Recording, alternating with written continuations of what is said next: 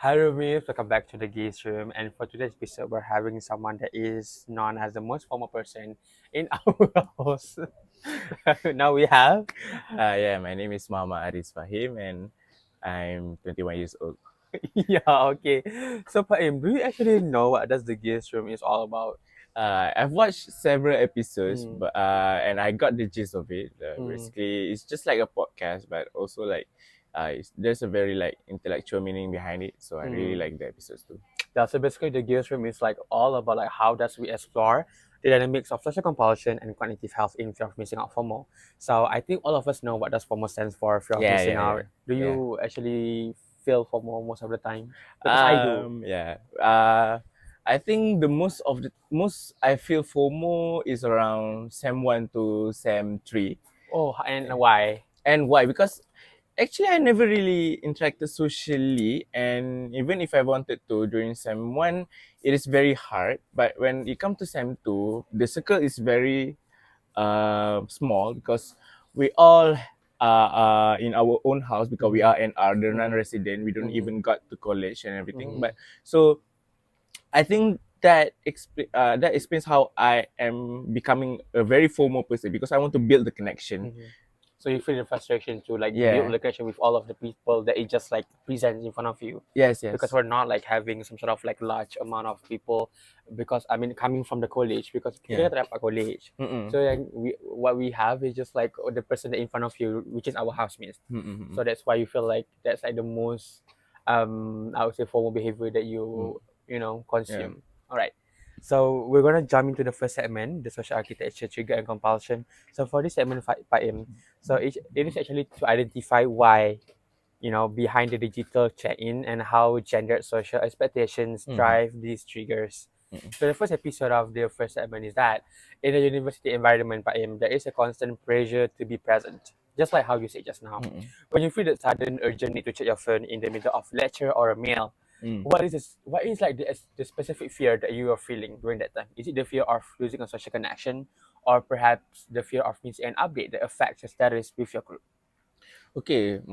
I think this question like perfectly Describe. described me during my Mm, Sem 1 mm, before we enter college because mm, for me when it was like during our online session, mm, we have a 3 weeks of online session, right? mm. So I was really I'm not the one who checks the phone for like an update. I'm the Mm. one who give the Give it the message, update. Yeah. giving the update because I Mm, was really proactive when it comes to mm, social communication. But mm, when we went to physical, mm, I am the one who checks the message because I don't really have like the upper hand in mm, communicating mm, online because mm, I think after that mm, the physical connection is far greater like when you see mm, person face to face. mm, So I think that connection is much better than just online because in online when you already met the person in real life, mm. online connection feels a little bit like a second Underground. option, the last Mm, option mm, actually. But mm, I think I'm very anxious with my social standings social and standing. or my social hierarchy Mm, in the friend group or any mm, kind of like in our cohort mm. too. So So perhaps like, that's why you have the fear of not, like you have to reply and you yeah, have to check your phone for the update, even if yeah. like during your meal or dinner, It during your also breakfast. it also stems from my 2020 self who Mm, always fast reply and everything. mm, So I think that fast reply is a must thing and it always frustrates me when mm. someone doesn't Do the like same. do the same. Yeah, they didn't give the Mm, same energy. mm, So I feel like I have to give the energy to mm, become very proactive and also people will like me more if mm. I reply That faster. is what you like your own understanding towards like how you Yeah. feel the fear of like losing your connection. Yeah. All right, I am. So can we go to the second questions? Yes, let's go. So the second question of this segment is that we often curate a very specific version of our university life, Mm. just for the sake of the geese. Because I think like when we get into university, all of us wanted to be a different person, a new person, because we wanted to fit in into the environment. You know what I mean?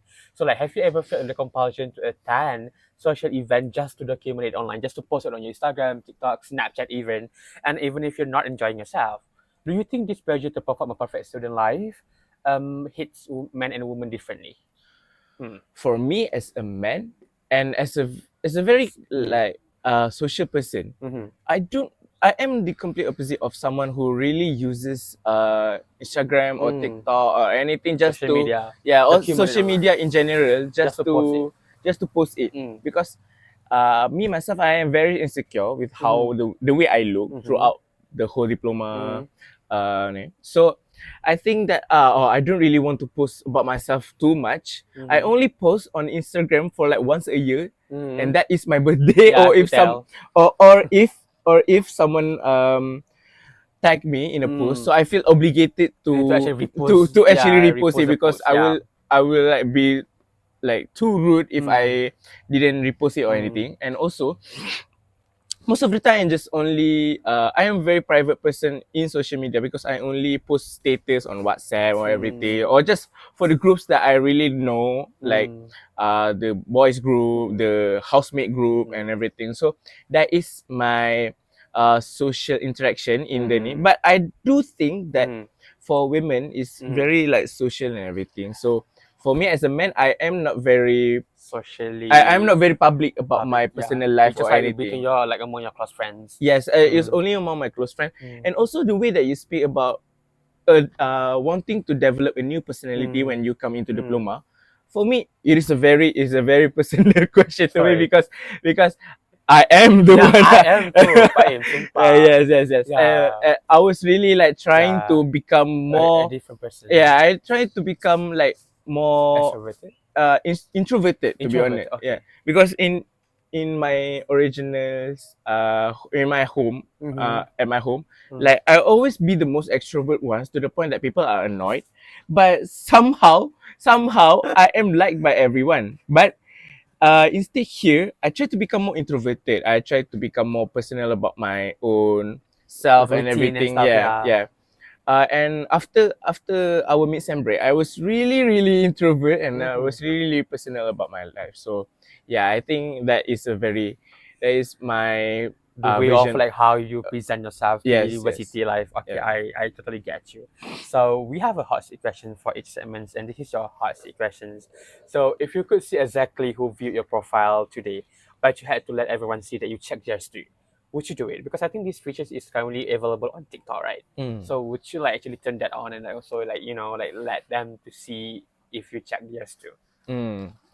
For me, if someone suddenly viewed my profile on TikTok or Instagram, if you have the features, I would totally check theirs too because I was not really popular guy. So I think that if someone viewed my profile, I either think that they are looking at my profile on mistake, or did I view their profile accidentally in the past, so they check me and then I check them again. So I think that most of the Would you time, be okay like if they see you and you see them? yeah, I am perfectly okay. I am perfectly sound with Fine, yeah. fine with anything that happens in social media because I did not take social media that seriously. Okay, Yeah. okay. So now we're having our second segment, which is like to find the data on cognitive hygiene and how does like FOMO disrupts our mental performance. So the first question, Pak Ian, bedtime procrastination is a major side effect of FOMO. This is so us. Tell me about a night when just one more check turned into loss of hours of sleep. Hmm. Hmm. Do you find yourself ruminating on social interactions or searching for new information, which is I don't think you do personally. Yeah. So like how does that affect your focus the next day? Okay. So most of the time when I look at my phone or doom scrolling, Doom scrolling, it yeah, is that's a word. more about anxiety of the next day because as a very like procrastinate person, So yeah. I am like okay, I have a work the next day, but and then I don't have the time to even spend on my social media. So I feel like oh maybe I need to reward myself a bit before I face my anxiety. So after that, after doom scrolling for an hour, I feel like, oh, maybe I should have slept. Maybe I will have a peace of mind the next day with enough sleep. Enough sleep with anxiety is not as bad as sleep deprived and also having anxiety. Anxiety for the Yeah, next day. but Uh, the rush of dopamine is so good. I just keep doom scrolling for hours and hours until it's subuh.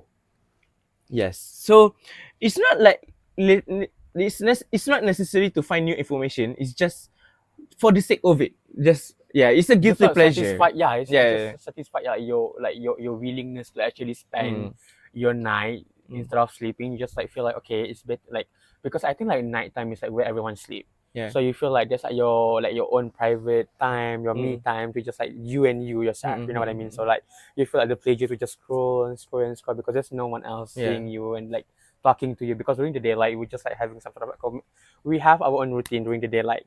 So perhaps like in the night, I think you feel like more comfortable because it just because you just like alone with yourself. Mm. Mm. Okay, like so, like, do you actually think that like by doing that, do you actually think or found yourself like distracted during the next day, like your focus? How do you feel I feel about it? like when I am in the class, I am Mm. extremely focused, but also not focused at the same Mm. time. I feel like I'm way too sensitive to any environment. Like when I am in a class, and especially when it is a boring class, Mm. oh my god, it's really really frustrating to even keep myself awake because when you have that urge to sleep, and it's a very good one at that, a Mm. very good urge to sleep. You feel like this, and then you can't help but lower your head more and Mm. more. So I think like It does if effect. yeah, it's very exhausting. Like you don't want to sleep, but your body is telling you that you need to sleep. So Mm. it is a constant urge of mental battle with your Mm. own self. Mm-hmm. So I think that It does. if Mm. you want to do procrastination or anything, or just want to sleep late at night, you need to do it where you think that, oh, tomorrow I don't have anything, or tomorrow it's going to be a good class, a great class, or my favorite class, so that you will focus more. But in general, I think students are really sleep deprived. Both of us are, we can relate to that, especially with the World Cup. Yeah. Yeah. Oh, So I don't think that sleep deprived is a very like uncommon thing, but it is a common thing, and for I don't. students. Yeah, for students like us, Yeah. but I will advise not to do that. Yeah, because so what you're saying is that like having not enough sleep is basically will affect your focus the next day, right? Mm-mm. So the second question for this segment is that does the constant stream of seeing others succeed, whether socially or academically, but I think like for our kids it's like more related to academically, it will lead to a sense of cognitive paralysis where you feel too overwhelmed to start your own work. For example, like perhaps like ideal me and Zapi, we all are done with our work, so like when you see us done with our work, you feel like very overwhelmed to start your own work. Does it affect you the way it is, and like how does this comparison trap influence your confidence in starting your own academic journey? All right. For me, especially, Mm-hmm. I am not anxious at all with my. I am very confident in my own work ethics. That I don't really see myself. Okay, if it's a group work where I am the one in behind, yeah, I will feel anxious and I feel obligated to Mm-hmm. do the same pace as Thing, yeah. them. But if it is my own work, like our FIP, okay, let's say you finish first, Mm. good for you, but I have my own time and And everything. pace. Yeah, I have my own pace and I have my own planning. Mm. Even if I do last minute work, I am very confident in my quality of work and my pace of the work to even consider myself like very anxious free about my own work. Other than social media and everything, for studies, I think that I am very much Confident. I am very confident and I have less to 0% of anxiety. All right, that's like a very new answer for me. Yes. So we're going for our third segment, Mm. Paim. In this segment, it's basically to identify distant coping mechanism, coping mechanism as the purpose of this project. Yes, So the yes. first question for this segment is that when you see a group of friends at an event you were not invited to, okay, what is your immediate behavior response? Do you feel a compulsion to immediately seek out a different social activity just to level up the playing field, or do you tend to withdraw internally? Hmm.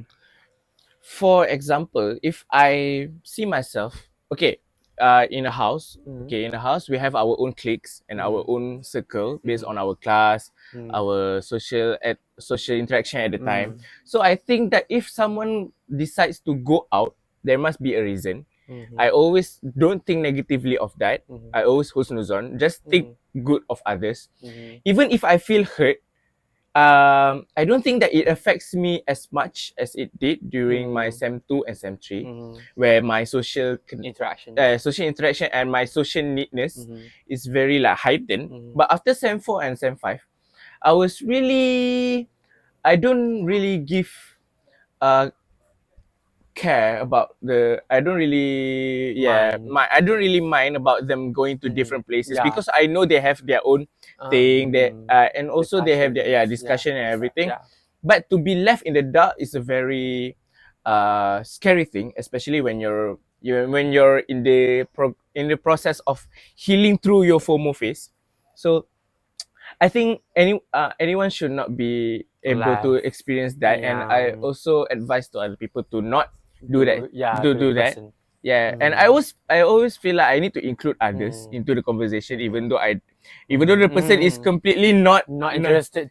not interested to be in. not interested or not needed to be in the conversation. So I feel like, oh, maybe I should not do that to others too because it hurt me. But like when you said that, okay, you feel like you need, like you have the responsibility to actually like connect all of the person in the group to actually speak or like talk about what's like being like on their mind and such. I feel like that's very relatable because like for me, I feel like for example, because I have such like a very high position in some sort of club, so I feel like I need to connect all the people together, even though sometimes they don't want to be included.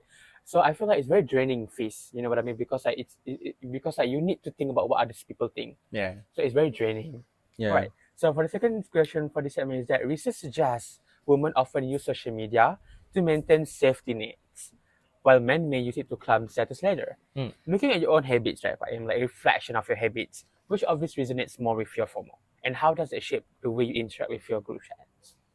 I think the men one is pretty accurate, the status ladders, because for me, when you're in the verge of becoming to enter a circle, you need to establish your social hierarchy. Whether, for example, I am friends with you, but you have other circle of friends, and then you introduce me to your circle of friends. So I need to establish my social hierarchy, whether I am deserved to be in the social hierarchy or just not, yeah. or just Like become a casual. or just a casual or a fifth friend. Not our friend or anything. So I think most of the time during my diploma years, I don't think that really applies because all of us are very close.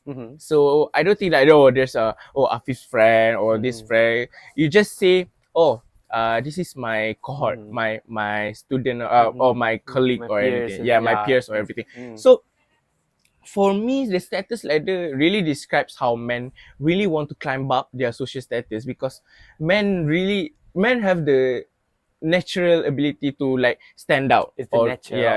It's the nature of men to Because we stand learn this out. in social linguistics. Yeah, and also in Malaysia, Yeah. men are very dominant, open. yeah. Very dominant and everything. So I think even if you're a bit feminine, even if you're a bit masculine, I think all of men really wanted to stand out, to be the most important person in the to be room. dominant in the group. Yes. Yeah, faham. All right, so we are having our hot seat question. Do you feel the hot? Yeah. So you see a group of photo of a hangout you were not invited to. Do you like the photo to show your cultivate, or do you scroll past as fast as possible? But before that, I wanted to like put like some sort of like imagination or example.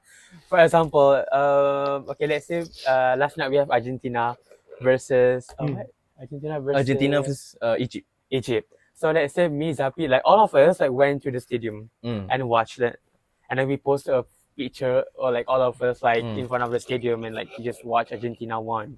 So, but you were not invited, but you just saw our picture in front of the stadium on your social media. So like, do you like, like press the like button or just like scroll as fast as possible? I will scroll as fast as possible and probably feel very disappointed, especially because it is Argentina. because you guys are my best friends, and Yeah. also you guys don't know anything about that because I am a very huge fan of Argentina. So even though the referee decision was a bit controversial, but it is what it is. I am a big fan, and you Big guys fan, know yeah. it. And then And then if we you not guys, invite you. And then you we posted a picture. yeah. So what you're saying is that like you don't.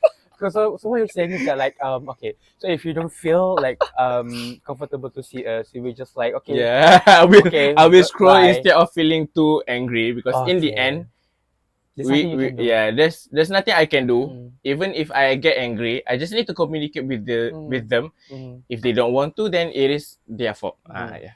Wow, okay. That was such a heavy statement, okay. Okay, so we are at our last segment, Paim. All right. Okay, Alhamdulillah. So this last segment is basically like subtle findings on self-identity and how does different genders talk about each other's habits.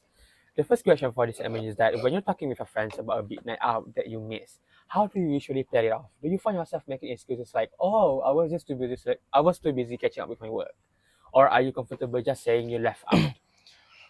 Oh, You feel left out, yeah. for me, I am zoned out most of the times in the big events. So I don't really know what happened. Like, or if there's something like, oh, ada orang jatuh lah. Oh, ada orang ni lah, tu lah. No, I am not that kind of person. I mostly stick to the most important things of the event. Like, when our MPP Raya, right? I don't really focus much on other people other than the fact that, oh, there's a performance, oh, there is a speech and everything. Mostly I just speak to my own table during that event. And then after that, oh, there was like, oh, tadi ada orang gaduh lah, tadi ada MPP bergaduh lah, ada tu lah, ada orang tegur-tegur lah, photo booth ada orang bergaduh lah. Oh, nah, I'm not you're really. not really like take a big part of it. Yeah, yes. I just, okay, we are in a photo booth. Okay, let's go take a photo together. And then after that, I don't really mind of other people, because in the end, other people don't really mind you. After a while, they will forget you. So I don't really think like, oh, I need to focus much on other people. Yeah. Alright, so the second question for the last segment is that imagine you had to delete all your social media for 2 full days, Paim. What is like the first thing you think you actually miss? Is that like the information, the people, or perhaps like the habit of what everyone else is up to? For me as a student right now, if you ask me if before I was a student, it would be the information that I want to get from my friends, or how they are doing, how their studies and everything during 2024. But during now, I will be so anxious about my assignment, because especially when the assignment are in our Telegram apps and everything like Google and everything. So I really need Telegram for my assignment related assignment and everything. So I think most of the time is information regarding my assignment and everything. Yeah, not really about other social life of others. Okay. So this is our last hot seat question for you, Paim. So if a dislike button existed on social media, would you use it more to express your honest opinion, or would you be too afraid like of the social fallout? Even if a dislike button existed, I don't think I will strongly express my opinion about some things, because I am a very like open-minded. I don't really consider myself open-minded, but I think I am more open about certain things than others. So I don't think like, oh, any opinion is not too critical for me. So I can just take it at face value and then just think about it after like some research or anything. So instead of blatantly disliking the video or not doing any research on it, I'll just take it and then process it and then just make it something that, oh, this is a new information, and everything. So yeah, that's all from me. Yeah. Alright, Paim. So guys, with that, thank you so much for coming to my video. Paim. So this is our last episode. Yeah, of me and my friends, and also the podcast, the whole FYP project. So thank you so much, Paim, for coming here. I'm the last and choice. Be part of the video. With that, thank you so much everyone for watching. Bye, Release.